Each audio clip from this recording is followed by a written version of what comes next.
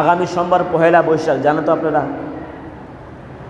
এখন চলতেছে 1431 বঙ্গাব্দ, তখন আসবে কত?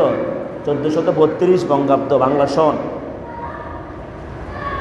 প্রিয় ভাইয়েরা, আপনারা হয়তো অনেকে জানেন বাংলা সন আবিষ্কার করেছে বাদশাহ আকবর। কে? বাদশাহ আকবর। এটাকে ফসলি সনও বলা হয়। ফসল কাটা এবং খাজনা আদায়ের সুবিধার্থে বাংলা সন আবিষ্কার করেছেন। কিন্তু বাদশাহ আকবর মূলত ক্ষমতা আসছে 963 হিজরিতে। কত হিজরিতে? 963 হিজরিতে। 963 হিজরিতে ক্ষমতা আসার পরে, এই 963 হিজরিতে ক্ষমতা আসছে, ওনার ক্ষমতা আসার সময়টাকে স্মরণীকরণে রাখার জন্য তিনি বাংলা সন আবিষ্কার করেছেন এবং ফসলের খাজনা আদায় করা, ফসল কাটা এদিকে লক্ষ্য রেখে বাংলা সন আবিষ্কার করেছেন। এখন বাংলা সন আবিষ্কার করতে গিয়া এখন ওই যে আরবি ইংরেজি এরকম 1 2 3 আছে, বাংলা সনের 1 2 3 নাই। বাংলা সন শুরু হয়েছে 963 থেকে। কত থেকে? 900। বাংলা সনের প্রথম সনটা হচ্ছে 963, ওই আরবি সনের সাথে মিলাইয়া, আরবি সনের সাথে মিলিয়ে, যেমন হিজরি প্রথম হিজরি, দ্বিতীয় হিজরি এভাবে আছে। তো ইংরেজি সন 1 2 3 আছে, কিন্তু বাংলা সনের 1 2 3 এভাবে না। বাংলা সন শুরু হয়েছে, গণনা শুরু হয়েছে আরবির সাথে মিলাইয়া। আরবি যে সময় ক্ষমতা আসছে বাদশাহ আকবর, তখন সনটা ছিল আরবি সন, হিজরি সন 963 হিজরি। ঠিক বাংলা সনের প্রথম সনটা দিয়েছে 963 বাংলা। বুঝা আসছে কিনা? এখন বাংলা চলে কত? এখন বাংলা চলে কত? 1431। 1400। আমরা বাংলাদেশের মানুষ, বাংলা খবর রাখতে হবে। আর আরবি সন কত চলে জানেন? আরবি চলে 1446 হিজরি। কত হিজরি? 1446 হিজরি বর্তমান চলতেছে। তো 1446 হিজরি। এখন প্রশ্ন হইল, যেহেতু 963 সাল থেকে বাংলা শুরু হয়েছে, 963 বঙ্গাব্দ, তো এখন এখানে দেখা যায় এদিক দিয়া ধরেন 6 বছর, কি বলে, প্রায় দেখা যায় এদিক দিয়া প্রায় 16 বছর কি গেছে, পার্থক্য গেছে না? শুরু হয়েছে একসাথে, শুরু হয়েছে 963 সাল থেকে, আরবি হিজরি থেকে। ঠিক বাংলা 963 লেখা শুরু হয়েছে। তো এখন আইসা, এত বছর পরে আইসা এখন দেখা যায় এখন চলতেছে, বাংলা চলতেছে 1431, আর এই দিক দিয়ে আরবি চলতেছে 1446। কেন হলো? এই জন্য হয়েছে, যেহেতু বাংলা সনটা হচ্ছে সূর্যের সাথে সম্পৃক্ত। ঠিক আছে? সূর্য, সৌর হিসাব। আর আরবি সন হচ্ছে চাঁদের সাথে। কির সাথে? চাঁদের সাথে। আরবি সন কির সাথে? চাঁদের সাথে। আর বাংলা সন সূর্যের সাথে। ইংরেজি সনও কির সাথে? সূর্যের সাথে। দুইটা ক্যালেন্ডার। ঠিক আছে? একটা রুল, আর একটা হচ্ছে আমরা সূর্যের সাথে, আর একটা হইল চাঁদের সাথে। এই কারণে চাঁদের হিসাবটা হচ্ছে 354 দিনে 1 বৎসর। কত দিনে? 1 বৎসর আরবি। আর বাংলা হচ্ছে 365 দিনে, ইংরেজি 365। অবশ্যই একটু পার্থক্য আছে। 354 দিন 8 ঘন্টা 53 মিনিট 36 সেকেন্ড।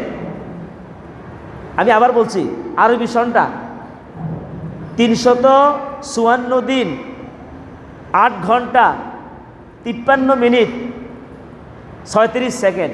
এটা হচ্ছে আরবি 1 বৎসর। আর বাংলা অথবা ইংরেজি বৎসর হচ্ছে 365 দিন 5 ঘন্টা 48 সেকেন্ড। এটা হচ্ছে বাংলা অথবা ইংরেজি যে সূর্যের হিসাবে।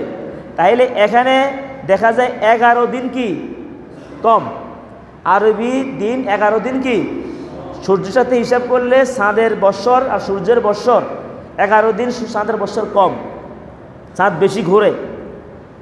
আল্লাহু আকবার বলেন। এই জন্য পার্থক্য হয়ে যাচ্ছে। বুঝাচ্ছে কি না? যাক, আমি যে কথাটা বুঝাচ্ছি, আমি আজকে যে মেসেজটা দিচ্ছি, যেহেতু নববর্ষ নামে একটা প্রোগ্রাম অনুষ্ঠান আমার দেশে করে, নববর্ষ বলেন, পহেলা বৈশাখ বলেন, এখানে কি হয়? এখানে পান্তা ইলিশ খাওয়া লাগবে সারা বছর। আরে ভাই, গরিবেরা সারা বছর তো পান্তা ভাত খায়, ঠিক না?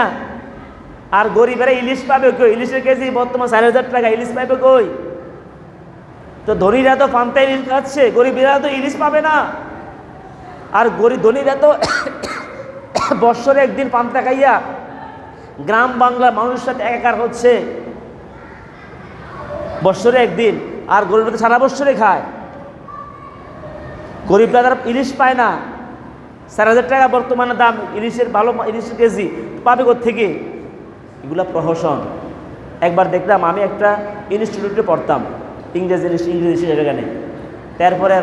এরপর রাতের বেলায় দেখলাম যে স্যারে অনেক খাবার পাকাইছে, আমাদেরকে দাওয়াত করছে, কালকে পয়লা বৈশাখ সবাই আসবেন। তো স্যার অনেক ভাত পাকাচ্ছে। আমি বললাম যে স্যার, এত রাত্রে সন্ধ্যা পাকা শুরু করছেন, সকালে না 5টা করবেন? কয় না, এখন পাকাইয়া এরপর ঠান্ডা হলে পরে পানি দিয়ে ভিজিয়ে রাখবো, মানে রাতের গরম ভাত রেখে পানি দিয়ে ভিজে পান্তা ভাত বানাবে, তারপরে পান্তা ভাত খাবে। আমি বললাম স্যার, গরিবরা তো এইভাবে গরম ভাত পান্তা ভাত বানাই খায় না। গরিবরা তো ওই গরম ভাত দুপুরের ভাতরা অত রাতেও খায়, যা থেকে যায় নষ্ট হয়ে যাবে এই ভয়ে কি দেয়? পানি দেয়। এটা হলো গরিবের খাবারটা, গরিবের পান্তা ভাত দেয় এমন। আর আপনারা তো গরম ভাতকে পানি দিয়ে ভিজে খাচ্ছেন, এটা কি প্রহসন নয়? এটা গরিবের প্রতি প্রহসন নয়? গ্রাম বাংলা অসহায় প্রতি প্রহসন। এমন হয় পয়লা বৈশাখ দিন সকালবেলায় গরম ভাত রেঁধে পাক করে এই গরম ভাতটা পানিতে ভিজিয়ে রাখে, পানিতে ভিজিয়ে খায়। এটা কি গরিবের প্রতি প্রহসন নয়? গরিবরা তো খাবারটা নষ্ট হয়ে যাবে সেই ভয়ে সেটাকে পানিতে ভিজায়, তারপরে খায় এটা নষ্ট হওয়ার ভয়ে। আর আপনারা গরম ভাত রেঁধে গরম ভাত পাক করে এরপরে গরম ভাতটা পানিতে ভিজাইয়া খাইয়া গরিবের সাথে মিলছেন না, এটা গরিবের প্রতি একাকার নয়, বরং অসহায় মানুষের কিভাবে সেবা দিতে হয় ওইদিকে আসেন। প্রিয় বন্ধুগণ, আমি যে কথাটা বুঝাচ্ছি, পহেলা বৈশাখ কি মুসলমানদের অনুষ্ঠান কিনা এবং মুসলমানদের পহেলা বৈশাখে নববর্ষ বরণ করবি কিনা, এই বিষয়টা আমি বুঝাচ্ছি, মনোযোগ দিয়ে শুনতে হবে। হয়তো গ্রামগঞ্জে আসার অনুষ্ঠানগুলো কম হয়, কিন্তু শহরগুলোতে আপনি এমন কিছু কাজ হয় যেগুলো সম্পূর্ণ শিরিক হচ্ছে। কথাগুলো মনোযোগ দিয়ে শুনতে হবে। এই যে পয়লা বৈশাখ উপলক্ষে বিভিন্ন অমুসলিমরা মেলা দেয়, এটা কি মুসলমানদের? এরপরে সূর্য পূজা করে, কিভাবে সূর্য পূজা করে আপনারা দেখাবো আপনাদেরকে। এরপরে বিভিন্ন মঙ্গল শোভাযাত্রার নামে বিভিন্ন মুখোশ পরে, প্রাণী জীবজন্তুর মুখোশ পরে রাস্তায় নেমে যাচ্ছে মঙ্গল শোভাযাত্রায়, যেখানে আল্লাহ তাআলা বলেছেন লাকাদ খালাকনাল ইনসানা ফি আহসানি তাকওয়িম, আমি মানুষকে সৃষ্টি করেছি সুন্দর আকৃতি দিয়ে। কে বলছেন? লাকাদ খালাকনাল ইনসানা ফি আহসানি তাকওয়িম, আমি সুন্দর অবয়বে সুন্দর আকৃতি দিয়ে মানুষ সৃষ্টি করেছি। কার কথা? আর আপনি মঙ্গল শোভাযাত্রার নামে ফেঁসার ছবি মুখে দেয়, বাঘের ছবি মুখে লাগাইয়া মঙ্গল শোভাযাত্রা মিছিল দেয়, ঠিক কিনা? তো এটা তো আল্লাহ সৃষ্টির সাথে বেয়াদবি করা, আল্লাহ সৃষ্টিকে পরিবর্তন করা কত বড় অপরাধ! এটা তো কুফুরি। এই কাজটা কি কুফুরি? আল্লাহ সুন্দর আকৃতিতে মানুষ তৈরি করেছে, আপনি বলেন দেখি নাকটা কোথায় দিলে ভালো লাগতো, চোখটা কিভাবে দিলে উপযোগী হইতো, কে বলতে পারবেন?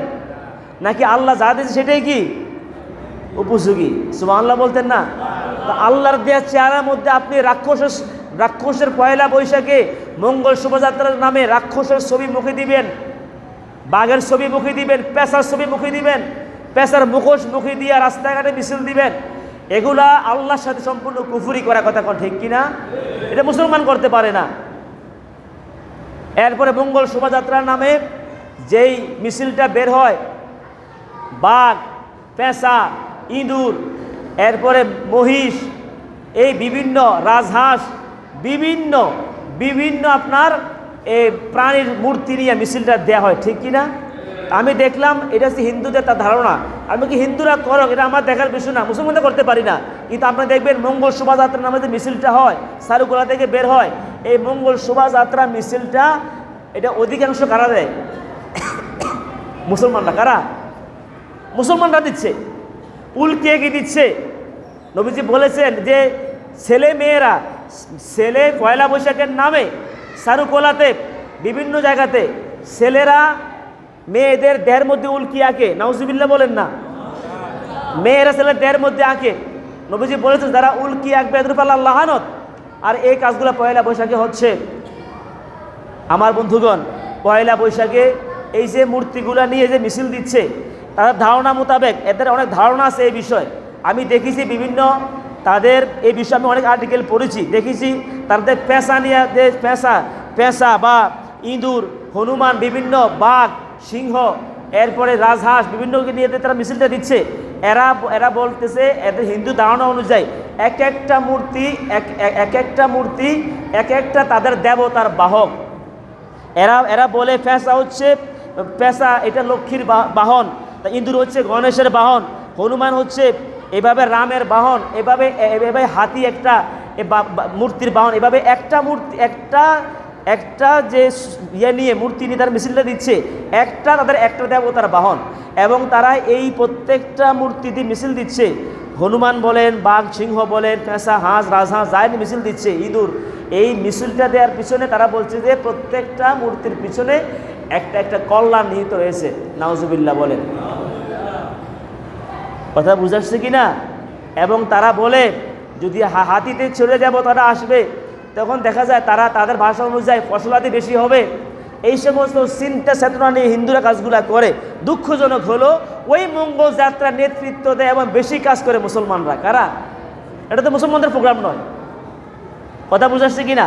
আর এই যে মূর্তিগুলা বানিয়ে মিছিল দিচ্ছে মঙ্গল শোভাযাত্রায়, আল্লাহ নবী সাল্লাল্লাহু আলাইহি ওয়াসাল্লাম বলেছেন মান সাওয়ারা সূরাতান ফিদ দুনিয়া, যে ব্যক্তি দুনিয়াতে কোনো মূর্তি বানাবে, এভাবে কোনো ছবি অঙ্কন করবে, যে কুল্লিফা আইয়ুনফাকা ফিহা রূহা ইয়াউমাল কিয়ামা, কিয়ামতের ময়দানে আল্লাহ বলবে তার মধ্যে রূহ দিয়ে দাও। পারবে রূহ দিতে? পারবে? ওয়ালাইসা বিনাফিকিন ফি আবাদা, কোশ্চিনকালও রূহ দিতে পারবে না। সেদিন যারা এগুলা তৈরি করে মিছিল দিচ্ছে, যারা এইভাবে মূর্তি তৈরি করছে, তাদেরকে জাহান্নামে নিক্ষেপ করবে। জোরে কর নাউজুবিল্লাহ। ওই যে কালকে দেখলাম একটা বর্ষ উপলক্ষে 4,000 কোটি টাকার মূর্তি বানাইছে। একটা বর্ষ উপলক্ষে কয় হাজার কোটি টাকা? 4,000 কোটি টাকা হাজার হাজার মূর্তি তৈরি করলো। সবগুলা মূর্তি রূহ চাইবে। পারবে রূহ দিতে? লাইসা বিনাফিকিন ফি আবাদা, কোশ্চিন কালো পারবে না। এই জন্য যারা মূর্তি তৈরি করবে, যাদের ওয়ার্ডের মূর্তি হবে, যারা মূর্তি তৈরি করে পয়লা বৈশাখে মঙ্গল শোভাযাত্রা নামে মিছিল করবে, এদেরকে জাহান্নামে যাওয়া লাগবে। জোরে কর নাউজুবিল্লাহ। এটা মুসলমানদের কালচার হতে পারে না। প্রিয় বন্ধুগণ, আমি যে কথাটা বুঝাচ্ছি, মুসলমানদের অনুষ্ঠানটা কি? নবী সাল্লাল্লাহু আলাইহি সাল্লাম যখন মদিনায় গেলেন, মদিনা যাওয়ার পরে তারা নওরোজ নামে নববর্ষ পালন করত। কি নামে? নওরোজ নামে নববর্ষ পালন করত। নওরোজ। আল্লাহ নবী সাল্লাল্লাহু আলাইহি সাল্লাম তখন বলছেন যে লিকুল্লি কাওমিন ঈদান ওয়া হাযা ঈদুনা, এই নওরোজ নববর্ষ এটা আমাদের মুসলমানদের প্রোগ্রাম হতে, অনুষ্ঠান হতে পারে না। মুসলমানদের আনন্দের বিষয় না, বরং মুসলমানদের আনন্দ হচ্ছে ঈদ উল ফিতর, ঈদ উল আজহা। জোরে বল সুবহানাল্লাহ। মুসলমানদের আনন্দ কি? ঈদ উল ফিতর, ঈদ উল আজহা। এই যে নববর্ষ, হিজরি সন আবিষ্কার করছেন কি জানেন? হিজরি সন আবিষ্কার করছেন হযরত ওমর রাদিয়াল্লাহু তাআলা আনহু। মুহাম্মদ সাল্লাল্লাহু আলাইহি ওয়াসাল্লাম যে তারিখ থেকে হিজরতটা করছেন, ওই তারিখটাকে ধরে অবলম্বন করে তিনি হিজরি সন আবিষ্কার করেছেন। হিজরি গণনা মুহাম্মদ সাল্লাল্লাহু আলাইহি ওয়াসাল্লাম থাকা অবস্থায় হিজরি সন গণনা শুরু হয় নাই। গণনা শুরু হয়েছে পরবর্তীতে হযরত ওমর রাদিয়াল্লাহু তাআলা ক্ষমতা আসার পরে। মুহাম্মদ সাল্লাল্লাহু আলাইহি ওয়াসাল্লাম যেদিন হিজরতটা করেছেন, ওই দিনটাকে অবলম্বন করে চাঁদ অনুযায়ী তিনি হিজরি সন আবিষ্কার করেছেন। যেই ওমর রাদিয়াল্লাহু তাআলা আনহু হিজরি সন আবিষ্কার করেছেন, ওই ওমর রাদিয়াল্লাহু তাআলা পর্যন্ত তিনি কি করেন নাই? নববর্ষ, হিজরি নববর্ষ পালন করেন নাই। সুতরাং নববর্ষ পালন করা মুসলমানদের কালচার নয়। এখন দেখা যায় যারা, আর আমি আগেও বলেছি, এই নববর্ষর যে অনুষ্ঠানগুলা, যেমন খ্রিস্টানরা তাদের যে বড়দিন পালন করে, মনে রাখবেন প্রত্যেকটা জাতির অনুষ্ঠানগুলো এটা ধর্মীয় কালচার, ধর্মের সাথে কি আছে? সম্পৃক্ত আছে। খ্রিস্টানরা বড়দিন পালন করে, এটা ধর্মীয় কালচার। এরপরে এইভাবে মধ্যযুগী ইউরোপীয়রা তারাও 24শে আগস্ট 24শে মার্চ তারা 25শে মার্চ তারা ধর্ম অনুষ্ঠান পালন করতো। এদের ধারণা মোতাবেক, তারা খ্রিস্টান ছিল, ধারণা মোতাবেক মেরি অর্থাৎ মারিয়াম আলাইহিস সালামকে তারা মেরি বলে, যে মেরির কাছে আল্লাহ প্রত্যাদেশ পাঠাইছে। এরপরে যে স্রষ্টার অর্থাৎ আল্লাহর সন্তান ঈসা আলাইহিস সালামকে বলছে, নাউজুবিল্লাহ বলেন না, ওই তারিখে জন্ম হয়েছে। এগুলা তারা হিসাব করে তারা সেখানে অনুষ্ঠান পালন করে, এটা তাদের ধর্মীয় কালচার। এইভাবে ইহুদিরা পর্যন্ত, যে ইহুদিরা রোশ হাসনা নামে একটা ধর্মীয় অনুষ্ঠান পালন করে, ওল্ড টেস্টামেন্টে এটা উল্লেখ আছে তাদের ধর্মীয় প্রোগ্রাম। ঠিক তদ্রুপ হিন্দুরা এই পয়লা নববর্ষে তারা গণেশ পূজা, চক্র সন্তান্ত পূজা, সিদ্ধেশ্বরী পূজা, কুমারী পূজা, বিভিন্ন পূজা আছে তাদের। এই চৈত্র সংক্রান্তি বিভিন্ন পূজা আছে। এই জন্য পয়লা নববর্ষের যে অনুষ্ঠানগুলো, এগুলো হচ্ছে হিন্দুদের কালচার, এগুলো মুসলমান করতে পারে না। সুতরাং অনেকে মনে করে কি, যে পয়লা বৈশাখে ভালো খাইলে সারা বছর কী খাবে, ভালো খাবে, এবং পয়লা বৈশাখে বড় তরমুজ কেনে, আছে নাকি নাই? যদি কেউ পয়লা বৈশাখে তরমুজ কেনেন এই উদ্দেশ্যে, আপনার কুফুরি হবে, ইমান ধরাতে হবে। পয়লা বৈশাখে বড় মাছ কেনে, যে পরিমাণ মাছের অংশ হবে, মানে কি, মানে টাকা পয়সা বেশি হবে, বুঝাচ্ছে। এগুলো সম্পূর্ণ কুফুরি আকিদা। এগুলো কি আকিদা? কুফুরি আকিদা। পয়লা বৈশাখে ভালো খাওয়া খেতে হবে, ভালো বড় মাছ কিনতে হবে, তরমুজ কিনতে 35 খেতে হবে, এই সমস্ত আকিদারা বিশ্বাস করে। এগুলো শিরিক। পয়লা বৈশাখে ভালো খেলে বড় মাছ তো সম্পদ বেড়ে যাবে, এই আকিদা আমাদের সমাজে আছে নাকি নাই? আছে। এগুলো শিরকি আকিদা। নবী আল্লাহ তাআলা বলেছেন, ইন্নাহু মাইয়ুশরিক বিল্লাহ ফাকাদ হাররামা আলাইহিল জান্নাহ, যারা শিরিক করবে এদের উপরে জান্নাত হারাম হয়ে যাবে। ওয়া মাওয়াহুন নার, এদের স্থান হবে জাহান্নামে। ওয়া মা লিয-যালিমিনা মিন আনসার, এদেরকে জালেম বলা হয়েছে, এদের কোনো সাহায্যকারী থাকবে না পরকালে। সুতরাং পয়লা বৈশাখ উপলক্ষে কোনো প্রোগ্রাম করা হালাল না হারাম? বলেন, হালাল না হারাম? আমাদের নবীজি বলেছেন হারাম, নিষেধ। হযরত ওমর রাদিয়াল্লাহু তাআলা তিনি করেন নাই, এবং কোনো সাহাবায়ে কেরাম করেন নাই, এবং এটা শিরক হিসাবে স্বীকৃত হয়েছে। এই জন্য পয়লা বৈশাখ উপলক্ষে আমরা যেন কোনো অনুষ্ঠান না করি, এটা সম্পূর্ণ হারাম। সম্পূর্ণ কি? হারাম। এরপরে দেখেন পয়লা বৈশাখে যেটা করে, পয়লা বৈশাখ সকালবেলায় দেখবেন বিভিন্ন চেতনাবাদীরা তারা খোলা মাঠে গিয়া সূর্যটা উঠলেই এসো হে বৈশাখ, এসো এসো এসো, সূর্যকে স্বাগতম জানায়। ঠিক না ঠিক? এইটা সম্পূর্ণ শিরিক। এটাকে বলা হয় সূর্য পূজা। এটা কি পূজা? সকালবেলা সূর্যকে সম্মান দেখানো, সূর্যকে তাকাইয়া সূর্য পূজা। অতীত সূর্য পূজা ছিল ওয়াজাতুহা ওয়া কাউমা ইয়াসজুদুনা লিশ-শামসি। হযরত সুলাইমান আলাইহিস সালামকে হুদহুদ পাখি এসে বলেছে, রানী বিলকিসের সময় কথা বলতেছে, যে তারা সূর্যকে সেজদা করে। সূর্য সেজদা কেমনে করবে? সূর্য তো আকাশে, এটা সেজদা কপাল লাগানো যাবে নাকি? এটা সেজদা হলো সূর্য দিকে তাকাইয়ে সম্মান করা। এই যে আমাদের পয়লা বৈশাখে সূর্য পূজা শুরু হয়, এসো এসো এসো এসো বৈশাখ কইয়া সূর্যকে সম্মান করে পূর্ব আকাশের দিকে তাকাইয়া, নাউজুবিল্লাহ বলেন না? এগুলো বাংলাদেশে হচ্ছে, এগুলো সূর্য পূজা। এরপরে আল্লাহ তাআলা বলেছেন ওয়াজাইয়া লাহুমুশ শায়তানু আমালহুম, এগুলো শয়তান এই কাজের মধ্যে রং দিয়ে দিচ্ছে, সৌন্দর্য সুশোভিত করে দিচ্ছে। ফাসাদ্দাহুম আনিস সাবিল, এদেরকে আল্লাহর পথ থেকে সরিয়ে দিচ্ছে। ফাহুম লা ইয়াহতাদুন, তারা হেদায়েত প্রাপ্ত হবে না। সুতরাং পয়লা বৈশাখে যারা সূর্য দিকে তাকাইয়া সূর্যকে সম্মান করবে, সূর্য দিকে তাকাইয়া সূর্যকে স্বাগতম জানাবে, এসো বৈশাখ এসো এসো বলে স্বাগতম জানাবে, এগুলো সব মুশরিক হয়ে যাবে, একটার ঈমান থাকবে না, জাহান্নামে যাওয়া লাগবে। কথা বলেন ঠিক কি না? প্রিয় বন্ধুগণ, সুতরাং পয়লা বৈশাখ উপলক্ষে আমরা যেন এমন কাজ না করি যেটা আমাদের ঈমান চলে যাবে, বরং আমাদের প্রত্যেকটা অনুষ্ঠান, কৃষ্টি কালচার যা কিছু করি কুরআন সুন্নাহ সমর্থন করতে হবে। ওমা খালাতুল জিন্না ওয়াল ইনসা ইল্লা লিয়াবুদুন, আল্লাহ তাআলা মানুষ এবং জিন জাতি তৈরি করেছেন কার গোলামি করার জন্য? শুধু কার গোলামি? এই জন্য আমার ধর্মীয় কালচার থেকে শুরু করে আমার ব্যক্তি, পরিবার, সমাজ, রাষ্ট্র, আমার আচার ব্যবহার, আমার অনুষ্ঠান, আমার আনন্দ, সব কিছু কোরআন সমর্থন করে কিনা, হাদিস সমর্থন করে দেখতে হবে। যদি সমর্থন না করে আমার এটা ইবাদত হবে না, বরং গুনার কারণ হয়ে দাঁড়াবে, আমাকে জাহান্নামের পথ সহজ করে দিবে। এই জন্য প্রিয় ভাইরা, আসুন আমরা কোরআন সুন্নাহ মোতাবেক জীবনটা করার চেষ্টা করি। আল্লাহ তাআলা তৌফিক দান করুক, আমিন বলি। জোরে কর না আমিন।